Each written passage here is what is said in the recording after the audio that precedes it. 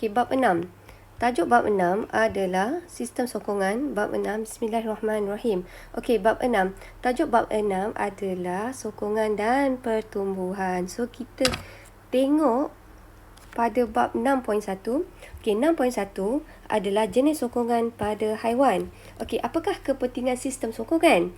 Kepentingan sistem sokongan adalah menyokong berat, mengekalkan bentuk badan, dan juga sebagai tapak pelekatan otot. Dan saya tambah lagi satu ni kan, sebab dia ada pelekatan otot.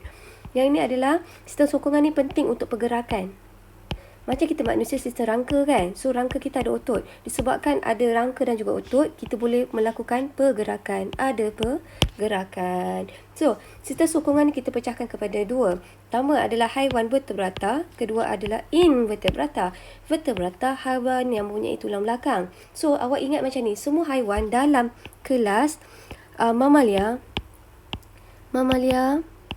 amfibia, ikan burung dan juga reptilia adalah contoh haiwan bertulang belakang. So, apakah dia haiwan invertebrata? In ni actually stand for tidak mempunyai tulang belakang. So, haiwan yang tidak mempunyai tulang belakang ni mendapat sokongan melalui cara apa? Dengan cara mempunyai sama ada rangka luar ataupun rangka hidrostatik. So, contoh rangka luar ni, awak tahulah kalajengking, semut, lipan, belalang, lipas yang keras kat luar kan. Dan juga laba-laba. Okey, kalau hidrostatik yang licin, yang lembik-lembik tu kan. So, contohnya obor-obor, lintah bulan. Lintah bulan actually dia macam snail tau. Macam snail. Dia macam snail tetapi tidak ada cengkerang. Siput. Dia macam siput tapi tak ada cengkerang. Okey, kita mulakan dulu dengan yang ini. Okey, ini adalah sistem sokongan rangka luar. Okey, rangka luar. Okey, now rangka luar ni macam mana boleh terbentuknya rangka luar ni? Okey, rangka luar ni sebenarnya kita nak bayangkan macam ni tau. Serangga tu awak bayangkan ini lipas. Contohnya lipas. Awak perasan tak? Lipas, baby lipas, yang lipas anak dia dengan dewasa bentuk dia lain. Okey, kalau lipas yang baby tu, yang masih kecil lagi, awak nampak kulit luar dia masih lembut kan? So, kita nak bayangkan macam ni. Proses pertumbuhan untuk haiwan rangka luar ni adalah berperingkat. Dia ada banyak peringkat ni. So, bentuk dia punya graf adalah seperti tangga. Kenapa dia berperingkat ni? Disebabkan kulit dia kat luar ni adalah keras. Kulit dia adalah keras, diperbuat daripada kitin. Okey.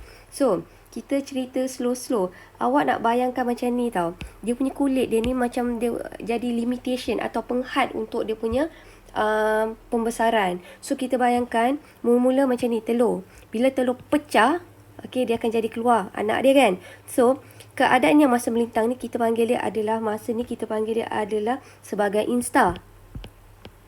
Okey, now instar ni kita nak bayangkan dia masa muda lagi, masa dia baby lagi. So dalam keadaan instar ni dia dah ada cengkerang. Cantik cengkerang saya pula. Apa nak panggil?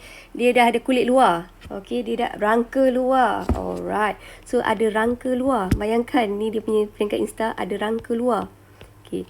Rangka luar. Okey, so rangka luar ni nanti dia akan pecah. Okey, rangka luar ni lembut. Tapi rangka luar ni akan pecah. Kenapa kena pecah? Sebab dia nak lagi besar. Okey. So, ekdisis ni, yang ini, peringkat yang menegak ni, ini adalah peringkat ekdisis. Ekdisis ni adalah masa peringkat kulit tu pecah. Okey.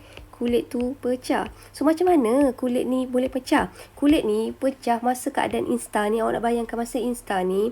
Alright. Baby lipas ni, anak lipas ni masa ni, dia nak besar. Tapi kulit tu menjadi penghalang. Macam bayangkan dah besar tapi baju tu ketat. So, basically, baju tu nanti akan terkoyak tau. So, rangka luar tu akan terkoyak. So, macam mana boleh rangka luar tu terkoyak? Dengan cara yang baby lipas ni, dia akan menyedut udara. Bila menyedut udara, yang ini akan pecah. So, proses pecah kita panggil dia sebagai ekdisis. Masa pecah, pertumbuhan ni adalah sangat pesat. So, yang masa tegak ni, pertumbuhan adalah pesat. Yang ini. Okey. Alright. So dia pesat. Lepas tu tumbuh pula rangka baru. So ini tumbuh rangka baru. So bila yang tumbuh rangka baru ni, keadaan ni, fasa ni kita panggil dia adalah sebagai instar. Bila dalam keadaan instar, dia ada baju macam dia ada perisai kat luar kan, dia ada rangka yang keras tu. So dia tak boleh menjalani pertumbuhan. Sebab tu dia mendatar. Boleh faham tak? Pertumbuhan hanya berlaku masa peringkat ekdisis ni. Ini masa menegak ni, ini adalah proses pertumbuhan yang paling mendadak. Ini proses pertumbuhan paling mendadak. Okey, mendadak. So masa peringkat yang mendatar begini, ini adalah instar yang melintang ni, ini peringkat instar. Masa peringkat instar ni, pertumbuhannya adalah sifar. Pertumbuhan adalah sifar. Sebab apa? Sebab rangka luar menjadi penghalang. Rangka luar jadi penghalang. Okey, tulisan saya memang ini je paling cantik. Maafkan saya. Alright. So, kesimpulannya macam ni. Dalam graf pertumbuhan ni bentuk tangga dan pertumbuhan ni berlaku berperingkat. Dalam peringkat ni, dia berlakunya ekdisis dan juga instar. Ekdisis yang tegak, instar adalah yang melintang. So, masa instar ni ada rangka luar. Masa ekdisis ni, rangka luar pecah. So, tengok, nampak? Proses ni akan berlaku hingga dewasa. Once dah dewasa, dia akan berhenti. So, yang awak makan macam baby crab yang dia goreng sedap tu, actually ni adalah masa dia peringkat instar tau. Ni, peringkat instar. Dia ada rangka luar tapi rangka luar dia lembut lagi. Kalau dah dewasa, rangka luar dia dah keras. Okey, so peringkat daripada telur ke instar ke dewasa ni, ini kita panggil dia sebagai metamorfosis. Kesimpulan. Okey. Kesimpulan. Haiwan ni, okey, menjalani, haiwan yang mempunyai rangka luar menjalani satu proses, namanya adalah proses ekdisis. Okey, dalam peringkat yang ini, awak nampak tadi graf tu, lengkungan pertumbuhannya adalah dalam berperingkat, which is dalam bentuk tangga. So, contoh haiwan adalah lipas dan juga kala jengking. Apakah yang terjadi? Okey, masa pecah ni, ini ekdisis ni, ini nampak tak dia pecahkan kulit ni. Okey, masa peringkat ni, peringkat ekdisis ni, proses penanggalan kulit. Masa ni lah baru pertumbuhan ni bertambah. Saiz rangka akan bertambah. So, dia happy. So, happy bila rangka tu pecah. So, dia boleh menjalani pertumbuhan. And then, saiz dia bertambah. So, proses ni tadi daripada telur ke instar, ke dewasa, keadaan ini kita panggil dia sebagai metamorfosis. Okey. Alright. Itu sahaja. Okey. Right. Okay. Now, bismillahirrahmanirrahim. Kita sambung sistem sokongan. Sistem sokongan untuk haiwan yang tidak mempunyai tulang belakang. Okey, selain daripada mempunyai rangka luar, sistem sokongan untuk haiwan invertebrata adalah rangka hidrostatik. So, rangka hidrostatik ni, contoh haiwan yang mempunyai rangka hidrostatik adalah beluncas, lintah, cacing. So, kita nak tengok struktur pada cacing. Struktur pada cacing, bawah-bawah ni dia ada bulu-bulu halus yang kita panggil dia sebagai kita. And then, dia mempunyai dua pasang otot yang berantagonis. Antagonis ni maksudnya kalau satu tu mengecut, satu ni mengendur. Okey, otot itu dikenali sebagai otot lingkar dan membujur.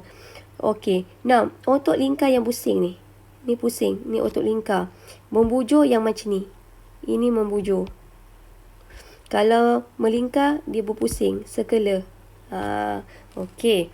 Alright, so apakah fungsi rangka hidrostatik? Adalah untuk menyokong badan, mengekalkan bentuk badan dan melindungi organ dalaman. So, kita tengok pergerakan cacing. Nanti awak cuba tengok video yang next one. Nanti saya akan bagi video klip untuk pergerakan cacing. Okey, now cara dia bergerak ni macam ni tau. Okey, cara dia bergerak, saya cerita dulu yang ini. Okey. Masalah dia bergerak, saya ambil ni masa dia jadi memendek ni. Kalau awak tengok dekat sini. Okey. Masa dia pendek memendek ni, otot lingkar dia. Okey. Otot lingkar dia mengendur. Otot membujur dia mengecut. Badan dia menjadi tebal dan memendek.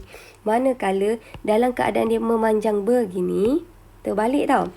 Otot lingkar dia mengecut, otot membujur dia mengendur, segmen badan dia menipis memanjang. Kalau saya buat macam ni ayat dia. Ni nak bagi awak faham sebenarnya. Macam ni buat ayat dia macam ni. Saya ulang lagi sekali. Okey. Badan segmen menjadi nipis dan memanjang apabila otot lingkar mengecut, otot membujur mengendur. So, dia kecut kendur ni, ini kita panggil dia adalah sebagai gelombang peristalsis. So, awak boleh tengok dekat sini. Okay, right. So, yang ini ada dekat next video. Okay. Alright. So, cuma kesimpulannya. Okay, segmen badan cacing ni ada bahagian dia tebal, ada bahagian nipis. Kalau tebal ni, awak ingat je, otot lingkar, dia mengendur, kendur. Otot membujur dia adalah kecut. Kalau dia tengah nipis begini, otot lingkar dia adalah kecut. Otot membujur dia adalah kendur. Ini boleh tengok dalam buku teks. Buku teks awak sangat bagus tau. Banyak info kat situ. Alright. So,